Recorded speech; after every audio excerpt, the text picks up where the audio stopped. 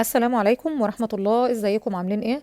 في الفيديو النهارده هنتكلم عن مقارنة بين الغسالات الفوق اوتوماتيك والغسالات الفول اوتوماتيك. انا عارفة ان الموضوع ده يهم ناس كتير جدا، لما بيجوا يشتروا غسالة بيبقوا محتارين يشتروا الغسالة الفول اوتوماتيك او اللي التحميل بتاعها امامي، ولا الغسالات الفوق اوتوماتيك اللي التحميل بتاعها علوي. فالنهارده باذن الله هكلمكم عن الغسالة الفول اوتوماتيك والفوق اوتوماتيك عشان خاطر يكون عندك معلومات كافية عنها، بحيث ان انت لما تنزلي تشتري تكوني محددة اختيارك من الاول قبل ما تجيبيها، لان احنا عارفين طبعا الغسالات دي بتقعد عندنا فترات طويله جدا في بيوتنا، كمان اسعارها بقت غاليه جدا، بالذات الغسالات اللي هي الفول اوتوماتيك.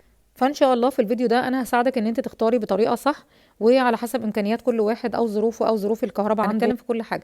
في البدايه بس بفكركم، لو اول مره بتزوروا القناه بتاعتي انا نجلاء، اشتركي في القناه وفعلي زر الجرس عشان يوصلك مني كل جديد، وان شاء الله يوصلك الفيديو اول ما ينزل. وما تنسيش كمان تنزلي تعملي لايك للفيديو، عشان اللايك ده بيفرق معايا جدا وبيساعدني جدا لما بحس ان انتوا يعني استفدتوا من الفيديو وعملتوا لي لايك. وطبعا لو ليكوا اي سؤال سيبولي في الكومنتات وانا هجاوبكم في اقرب وقت. هنتكلم الاول من حيث استهلاك الميه. طبعا الغسالات اللي هي الفول اوتوماتيك اقل في استخدام الميه، وده لان الميه بتاعه سحب الغساله دي بتكون خارج الحله، اغلبها خارج الحله. اما الغسالات الفوق اوتوماتيك اللي التحميل بتاعها علوي بتكون الحله بتاعتها بتاخد نص كميه الحله ميه، والنص التاني بيكون ملابس، فعشان كده بتاخد كميه اكتر في الميه. لو هنتكلم في استهلاك الكهرباء هنقول ان الغسالات الفوق اوتوماتيك اقل في استخدام الكهرباء، وده طبعا لان الغسالات اللي هي الفوق اوتوماتيك اغلبها ما فيهاش تسخين ميه او ما فيهاش هيتر تسخين. اما الغسالات الفول اوتوماتيك بتكون مزوده بسخان، بتسخن الميه وبيوصل لدرجه الغليان، وبعض الغسالات بتعدي المية في درجه الحراره، وده طبعا بيكون متوفر فيها عشان خاطر نعرف نغلي الملابس البيضاء او نستخدم الغليان بوضع عام. اما من حيث استخدام مسحوق الغسيل، فطبعا المسحوق العادي اوفر بكتير من المسحوق اللي احنا بنستخدمه للغسالات الاوتوماتيك، وده طبعا لان المسحوق العادي فيه رغوه اكتر، فما بيأثرش على الغسالات اللي هي الفوق اوتوماتيك. اما الغسالات الفول اوتوماتيك بنستخدم لها مسحوق ما بيكونش بيعمل رغوه عاليه، وده عشان نحافظ على كاوتشه الغساله لاكبر فتره، فعشان كده المسحوق العادي بيكون اوفر بكتير من المسحوق اللي احنا بنستخدمه للفول اوتوماتيك. ولو هنتكلم على الحجم، فالغسالات الفوق اوتوماتيك اكبر بكتير في الحجم من الغسالات الفول اوتوماتيك، في منها طبعا احجام كبيره، انا بتكلم عن الاحجام الكبيره. اما الغسالات اللي هي الفول اوتوماتيك حجمها بيكون اصغر شويه من الغسالات دي، حتى اللي هي بتاخد عدد كيلوات اكتر برضو هتلاقي الفرق بتاعها اغلبها في الحله، مش في الحجم الغساله اللي هو الخارجي. ندخل بقى على اهم حاجه، ودي اكتر حاجه بتهم كل ست بيت، وهي التنظيف، تنظيف الغسيل. اي واحده فيهم بتنظف احسن من التانية.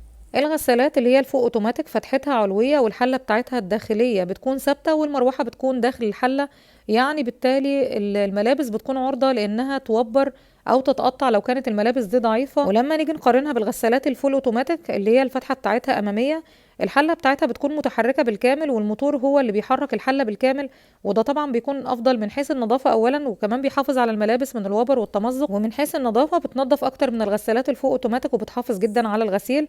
ده نظرا طبعا لان الملابس بيحصل فيها احتكاك داخل الحله، كانك بالظبط بتغسلي على ايديكي، فانت بتغسلي على ايديكي حاجه بتحافظي بيها على الغسيل، وكمان بتزودي الاحتكاك ما بين الملابس بطريقه امنه جدا، بتحافظ لك على الملابس وكمان بتطلع لك الهدوم انضف. طبعا الغسالات الفول اوتوماتيك فيها ميزه ان هي بتسخن الميه وبتوصل زي ما قلت لكم لدرجه حراره اعلى من المية، فدي بتبقى اوبشن ممتاز جدا لو عايزه تغلي فيها ملابس او تعقمي فيها ملابس، ومش موجوده في الغسالات اللي هي الفوق اوتوماتيك.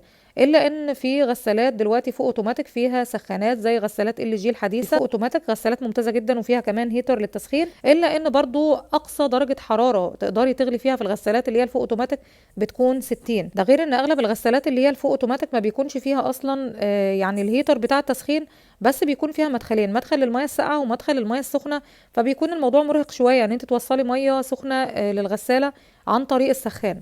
ولو هنتكلم عن عدد البرامج اللي في كل غسالة فيهم، هنقول ان الغسالات الفوق اوتوماتيك الغالب بتاع البرامج بتاعتها بتكون حوالي 8 برامج، وبتقدري تحددي مستوى المياه فيها، يعني تقدري تستخدمي نص الكمية او تستخدمي ربع الكمية.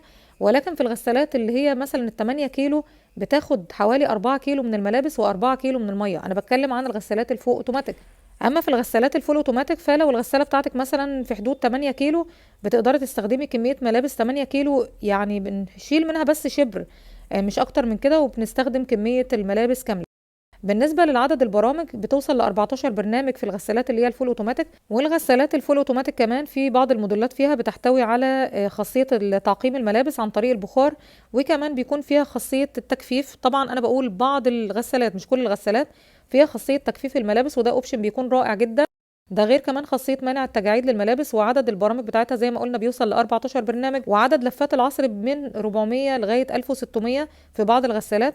وده طبعا بيتيح لك ان انت تخرجي الغسيل من الغسالة ناشف جدا عن الغسالات اللي هي الفوق اوتوماتيك، يعني بيكون معصور كويس جدا.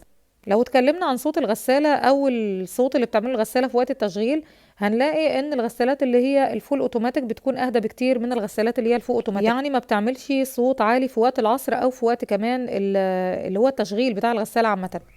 ولو اتكلمنا من حيث عمر الغسالة، هنلاقي ان الغسالات الفول اوتوماتيك بيكون عمرها الافتراضي اطول من الغسالات الفوق اوتوماتيك، ولكن الاعطال بتاعتها طبعا بتكون اكتر. يعني اعطال الغسالات الفوق اوتوماتيك بتكون اقل، وقطع الغيار بتاعتها بتكون ارخص.